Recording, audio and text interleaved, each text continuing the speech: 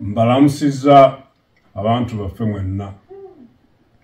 Nze Ssaabasajja Kabaka nga nsinziira wano we twajja okuwummulako n'okujjanjabibwa nga tugendera ku magezi g'abasawo nga bwe gaatuweebwa.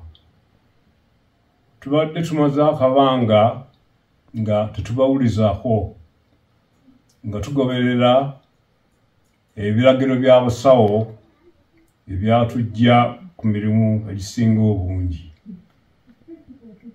Embeera y'obulamu bwaffe egenda etereera, era tusuubira okudda ku butaka mu biseera ebitali bya wala nnyo.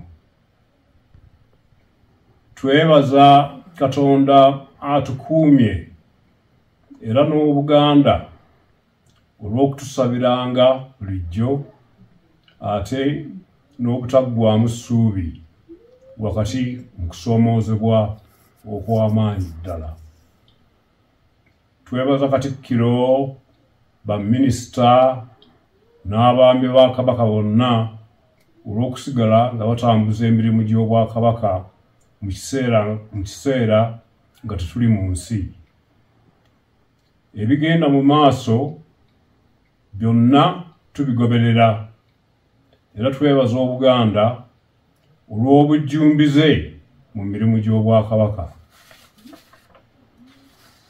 Twebaza abantu baffe abagoberedde empisa, obuwangwa, ennono n'obulombolombo mu kiseera kino ekizibu ddala.